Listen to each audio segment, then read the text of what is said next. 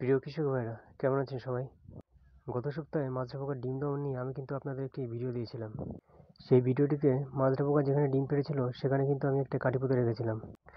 এটি প্রমাণের জন্য সেই বিষে মাজরা পোকার ডিমের উপর কতটা প্রভাব পড়ে।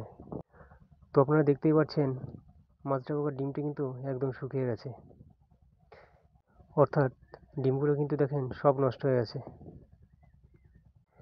এই থেকে কিন্তু এটা প্রমাণিত যে আমরা যে ওষুধগুলি ব্যবহার করেছিলাম সেগুলো কিন্তু খুব সুন্দর করে মাজরা পোকার ডিমের উপর খুব ভালোভাবে কাজ করেছে এবং ডিমগুলিকে নষ্ট করতে সক্ষম হয়েছে।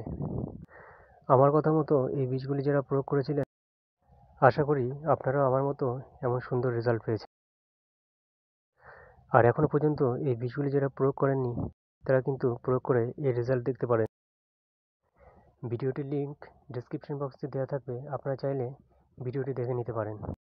আপনারা জানেন আমার ধানে কিছুদিন আগে ব্লাস্ট আক্রমণ করেছিল।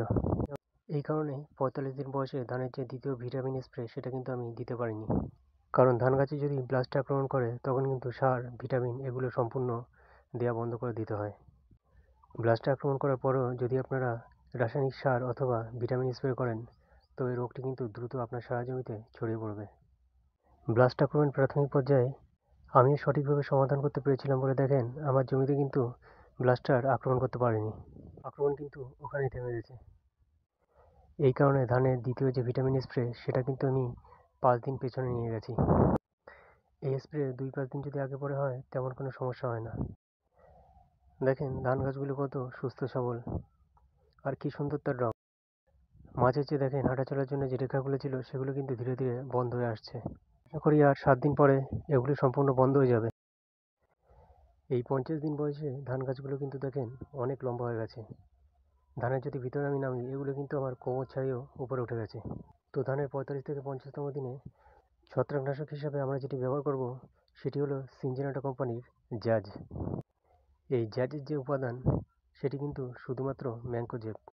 কিছুদিন আগে আমরা যে ছত্রাকনাশকটি ব্যবহার করেছিলাম সেটা কিন্তু ছিল সিস্টেমিক, আর আপনার ম্যানকোজেব কিন্তু এটি একটা কন্ট্যাক্ট ফাঙ্গিসাইড। ধানে যেহেতু এই সময় ব্লাস্ট এবং পচনের একটি সম্ভাবনা থাকে যায়, সেই জন্য কিন্তু আমরা এই জ্যাজ ব্যবহার করব।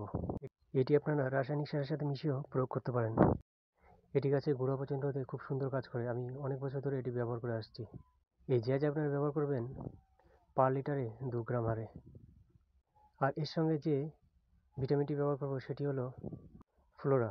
এই ফ্লোরা কিন্তু আমি ধানের জন্য প্রতি বছরই ব্যবহার করে থাকি এবং সুন্দর একটি রেজাল্ট পাই।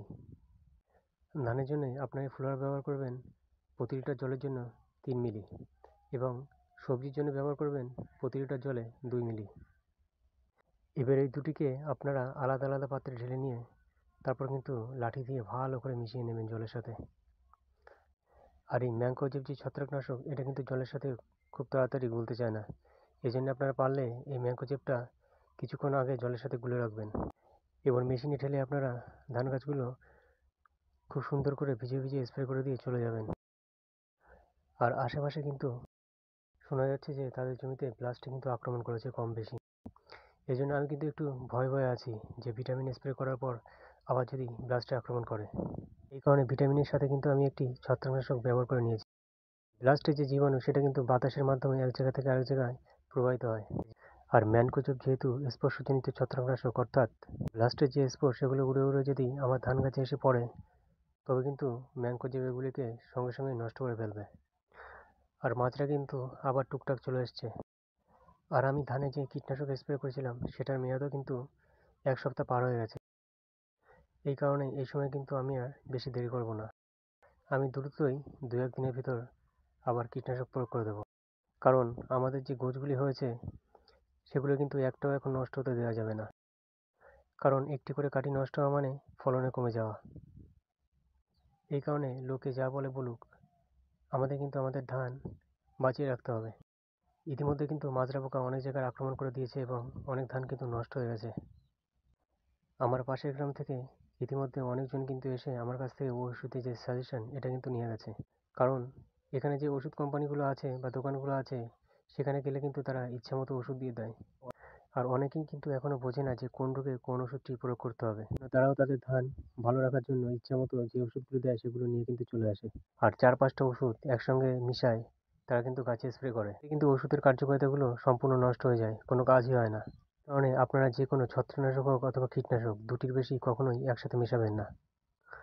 তো ভিডিওটি যদি আপনাদের ভালো লাগে একটি লাইক করে দেবেন এবং চ্যানেলটি সাবস্ক্রাইব করে রাখবেন, যাতে পরবর্তী ভিডিও দ্বারা আপনারা কিছুটা হলেও উপকৃত হতে পারেন। আর আপনাদের ধানের যে সমস্যা সেটি অবশ্যই কমেন্টে উল্লেখ করবেন, আমি যথাসাধ্য সমাধানের চেষ্টা করব। ধন্যবাদ সকলকে।